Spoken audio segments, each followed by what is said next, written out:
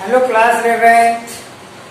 आज मैं आप सभी के लिए लेके आया हूँ आपकी पहली बुक प्रोज का पहला चैप्टर का पहला एक्सप्लेनेशन। तो इस एक्सप्लेनेशन को आज हम लोग करना सीखेंगे कि एक्चुअल में किसी भी एक्सप्लेनेशन को अटेम्प्ट करने के लिए आपको अपने दिमाग में क्या क्या सेटअप करना है। पहली चीज, आप उस गिवन पैसेज को, जो भी पैसेज दिया गया है बेटा, उसको अच्छे से रीड करिए और उसके पहले आपको पता होना चाहिए कि इस चैप्टर में पढ़ाया क्या गया है। दो चीजें, माई मदर वॉज ट्रबल यानी परेशान, मेरी माता जी बहुत परेशान थी। विद अ ग्रेट फियर, बहुत भयंकर उनको डर था। दैट की आई वॉज स्टार्टिंग, मैं प्रयास कर रहा हूं, मैं करने जा रहा हूं। वाइल्ड गूज चेज, वाइल्ड गूज चेज का मतलब होता है निरर्थक प्रयास, कि मैं एक निरर्थक प्रयास करने जा रहा हूं, ऐसा काम जो इम्पॉसिबल है मेरे लिए। एट एनी रेट, किसी भी कीमत पर। I got only a half hearted consent, consent मुझे हाफ हार्टेड, आधी अधूरी आज्ञा मिल गई, कंसेंट आज्ञा मिल गई। फ्रॉम हर, उससे। दैट आई माइट स्टार्ट, जिससे कि मैं शुरू कर सकता था, शुरू की मैंने। I had very little money, मेरे पास बहुत कम पैसा था। विद विच, जिसके माध्यम से, टू बाई क्लॉथ्स, मैं पैसा वो कपड़े खरीद सकूं। एंड पे माई ट्रेवलिंग एक्सपेंसिव, यात्रा का जो खर्चा है, किराया है, उसको मैं कैसे दे पाऊं, बहुत कम था। My brother John help me, मेरे भाई जॉन ने मेरी मदद की। मी ऑल दैट, जितना वह कर सकता था, ही कुड, बट ऑफकोर्स, लेकिन शायद, that was not a great deal, लेकिन ये कुछ ज्यादा नहीं था। चलिए, अब आपको करना क्या होता है बेटा, इनको हिंदी की तरह संदर्भ होता है, ऐसे यहाँ पर क्या होता है, रेफरेंस। पहली हेडिंग बनानी है आपको, रेफरेंस, 2 नंबर की होती है। इसमें आपको लिखना क्या है, बिल्कुल अगर प्रोज का आए तो आपको यही लिखना है, these lines have been, these lines have been taken from the lesson. आपको लेसन का नाम पता होना चाहिए। माँ के बारे में बताया जा रहा है, यात्रा करनी है, जॉन है, तो ये लेसन किस नाम से था, माई स्ट्रगल। पेन चेंज करिएगा, इन्वर्टेड कोमा में अंदर लिखिएगा, माई struggle for an education, my struggle for an education.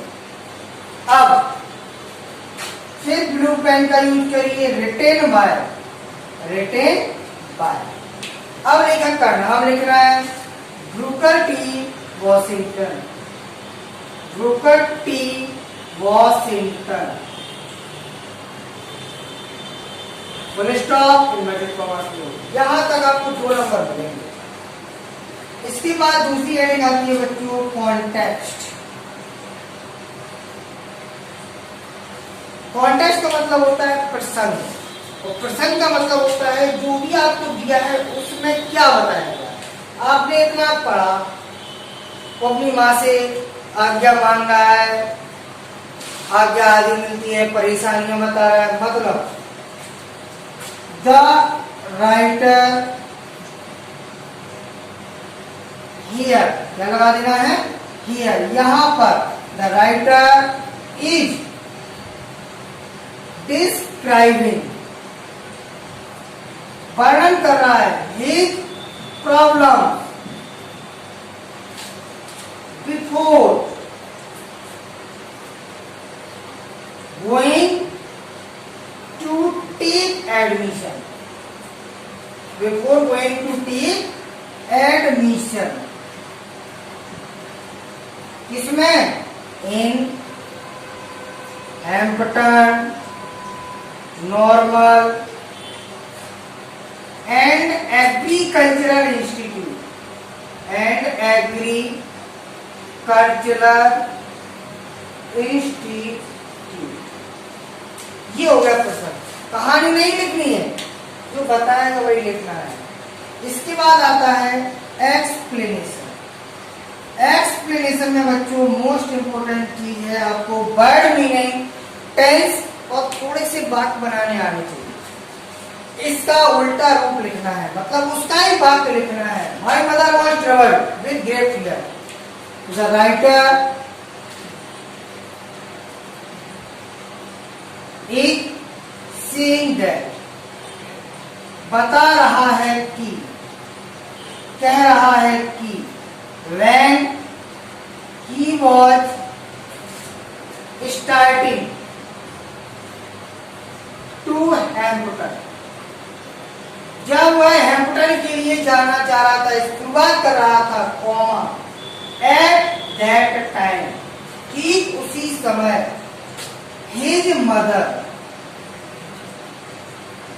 had a great fear, बहुत ज्यादा डर था उनको, बिकॉज, क्योंकि, सी यानी हुआ उसकी मम्मी, सी थॉट दैट, उन्होंने सोचा, थॉट दैट सोचा कि, आई वॉज स्टार्टिंग, आई मतलब ही, आई यानी लेकर, he was going to start, वह स्टार्ट करने जा रहा है, going to start an impossible work, an impossible work या task, which is impossible task, complete हो गया। यहाँ निरंतर प्रयास करने जा रहा है। At any rate I got only a half-hearted consent, but लेकिन the writer got her permission, got her permission, but what's her permission? half-hearted, आधे दिल से, from her that I might start, I had very little money, at that time, ठीक उस समय, at that time, I had little money, he had little money, काय के लिए? to clothes and traveling expense, to pay traveling expenses, खर्चा, and to buy new clothes, और नए कपड़े खरीदने के लिए। यहां तक खत्म हो गया। My brother God helped me for this, for that, his brother, उसके भाई, comma, John helped him as he could do, जितना वह कर सकता था। But of course that was not a great deal. What? That was not a much money for him. लेकिन उसके लिए ये ज्यादा पैसा नहीं था। तो बच्चों सबसे पहले इसकी हिंदी पढ़ो, रेफरेंस आपको यही लिखना है, कॉन्टेक्स्ट में वो लिखना है जो इसमें बताया गया हो, एक्सप्लेनेशन में वो लिखना है जो इसका दूसरा रूप हो। इसका दूसरा सेंटेंस बनाना इजी लैंग्वेज में, रटना बिल्कुल नहीं है। ये पार्ट 2 था, पार्ट 3 में कुछ और एक्सप्लेनेशन मिलेंगे। तब तक के लिए थैंक यू वेरी मच।